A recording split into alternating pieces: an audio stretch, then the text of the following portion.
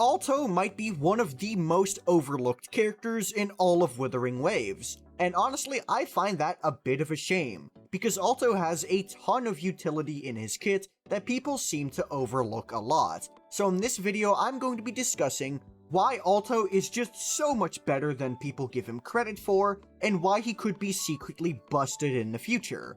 And the first thing I wanted to talk about in this video is the fact that Aalto's current playstyle as an arrow mid-air attack spammer is actually the second best arrow DPS in the entire game, and I'm not saying that lightly. The best is obviously GN, but he's a limited 5-star character. It is a little bit unfair to compare GN and Aalto, but even then that's not the end of the world, as we're going to discuss later. Aalto is the second best arrow DPS in the game, with the competition being of course GN, but also Arrow Rover and Yang Yang, who are good characters in their own right. However, in terms of the damage department, Aalto beats both of them. Aalto has a lot of mechanics in his kit that people simply just don't know about, mainly because they never bothered to look into Aalto. You see, Aalto's main DPS playstyle completely abuses one of the mechanics within his sequences, as well as some of the mechanics within his forte. First of all, the main reason that you're going to abuse main DPS Aalto is because his third sequence allows his basic attacks and mid-air attacks to multiply into basically doing double the damage they normally would. Doing double damage from just one sequence is honestly a little bit absurd, and this sequence single-handedly enables the main DPS Aalto playstyle. And because mid-air attacks count as a basic attack, this means that Aalto has a very strong support already at his disposal, being the very famous Sanhua. Sanhua is not only one of the best characters in the game, she's also just literally free, meaning that if you're trying to play a main DPS Aalto, you kind of already have your best in slot teammates because she's literally given for free from a login event. This makes Aalto a pretty decent character when it comes to trying to main DPS someone in the early game. Now obviously this does require your Aalto being S-free, but I don't think S-free is that absurd of a requirement, especially considering how many pulls you'll be able to get within the early game of Wuthering Waves.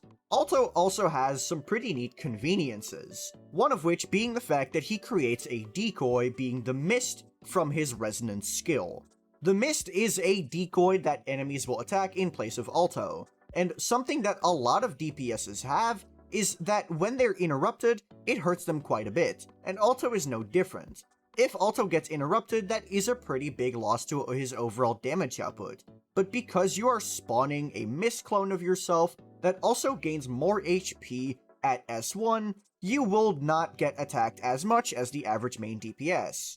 Not only that, Aalto's forte allows him to instantly start at his third basic attack, and because his fourth basic attack automatically spawns another Mist which you can shoot bullets through for your S3, it gives Aalto a rotation in which he has almost 100% uptime on his primary damage tool, something that not a lot of DPSs actually have access to, not even the limited ones.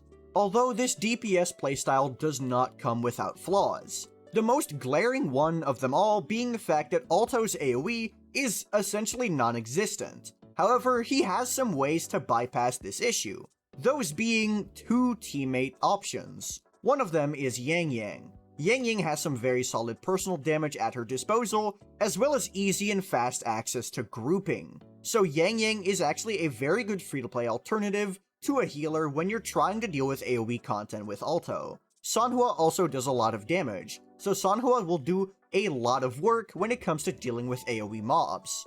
Your second option is Rochia.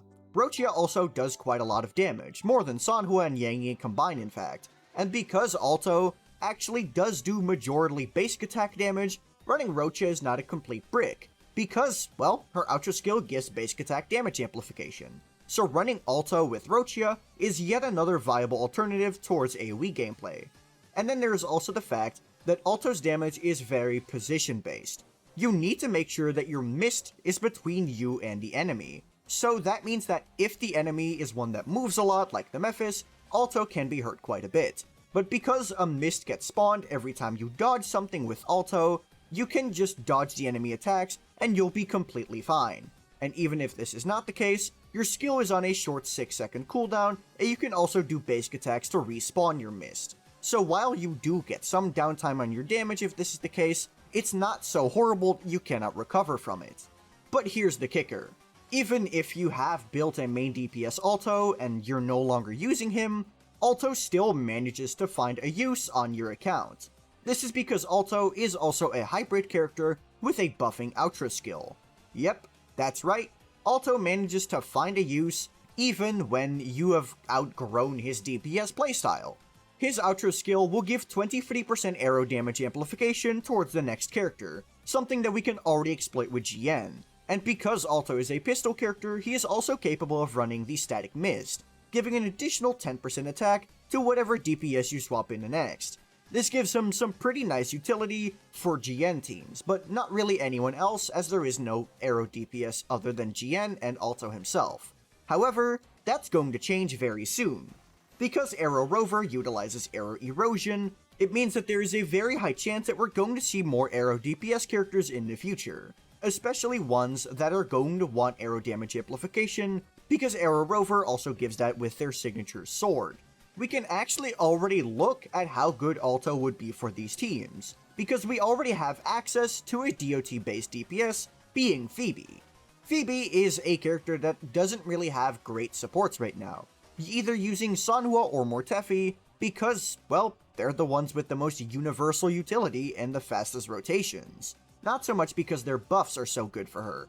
However, if we had a character that gave Spectro damage amplification on their Outra skill, it would be a massive buff for Phoebe. So now let's change the context from a Spectro character into an Arrow character. An Arrow Erosion DPS who is just using supports purely for their fast rotation times and universal buffs, who would get a lot of benefit from arrow damage amplification from the Outra skill. However, we already have a character like that, and his name is Aalto. Combining his Outra skill with Static Mist and also an eventual Moonlit Cloud set, Aalto might become a pretty decent alternative for future arrow erosion characters. This becomes even better when you realize that Aalto's rotation isn't really that long.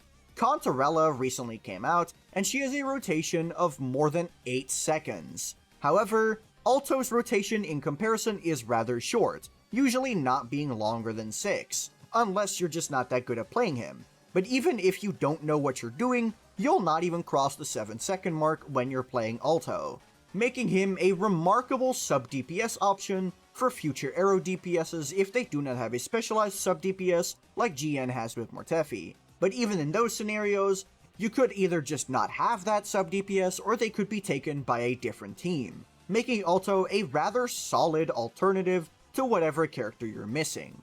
But those are just my thoughts on Aalto. What do you think of him? Before you comment down below, be sure to check the upload date. Yeah, happy April Fools everyone. But in all seriousness, be sure to like the video and subscribe to the channel. Also, be sure to join my Discord if you have any questions to ask me. I'm pretty active in there, so there's a pretty high chance I'm going to respond to whatever question you have. Also, I'm live every Saturday at 2 PM Central European Summer Time, so be sure to subscribe to the channel and have notifications on to catch my streams. But that'll be it from me. Peace.